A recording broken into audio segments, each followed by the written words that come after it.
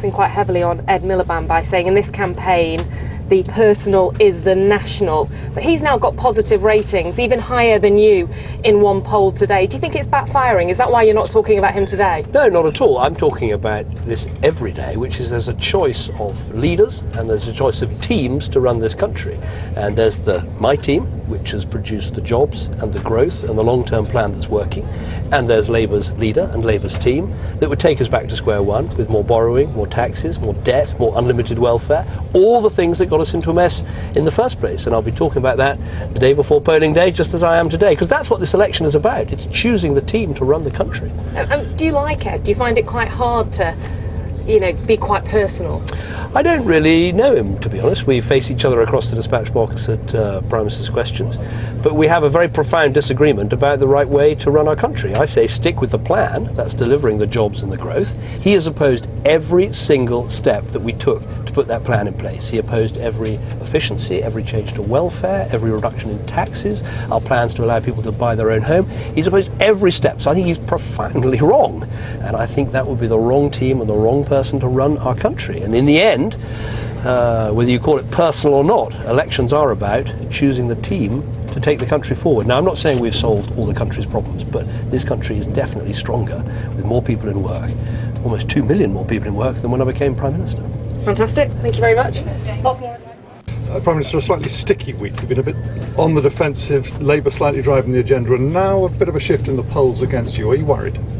I wouldn't say that's what's happened this week at all. I would say that you can see a very strong and clear argument coming from the Conservatives, which is that we're the only people with a long-term plan that's turning the country around, that's putting the country back to work, that's working, and that we should stick with it. And I think that argument is only getting stronger. Any thought of changing strategy here? The attacks on Ed Miliband don't seem to be working very well. We have the same strategy throughout this campaign, which is just to say that we're on the right track as a country. We've got more people in work, we've cut people's taxes, the economy is growing.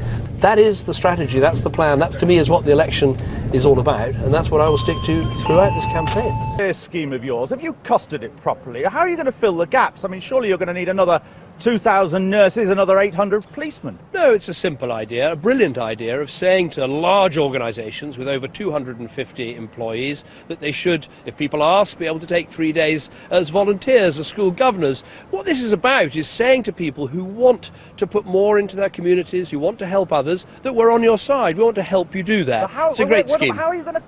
How's government going to pay for it with extra nurses and extra police? Well, it means every organisation, including government, every organisation has to find that extra time available for people. And extra money. Well, the CBI, the business organisation, have come out and supported it and said this is an excellent idea. Many hospitals, many schools, many public bodies already make time available for people to volunteer, to put back into our community, and it's right that we extend it in this way. I think it's a really exciting idea. These attacks on Ed Miliband this week, aren't you worried that they're going to reinforce an image of you and your party as arrogant public school bullies? Oh, for heaven's sake, Michael. But that is the view that a lot of people have. Well, I haven't met anyone who takes that view. Look, first of all, the issue about whether or not we have a full replacement for Trident is vitally important, and you only get that clarity from the Conservatives. Labour have been all over the place. Frankly, the point about Ed Miliband, really to say that he stabbed his brother in the back is hardly adding to the political lexicon of Britain. It's a point that's been made by almost everybody else, including many people in the Labour Party. Do you think he's a decent man? Well, I don't really know Ed Miliband that well. All I'd say is his political ideas are the wrong ideas. All the things we did to get the country back on track, the efficiencies, the reforms, the changes, the economic plan that's got 2 million more people into work, every single dot and comma he opposed. He was wrong then, and he's wrong now. And this isn't an election about whether he's a decent chap or not. The question is, who's got the right team and the right ideas to take the country forward? He was wrong about everything in 2010, and I think he's still wrong now. Thank you. Thank you.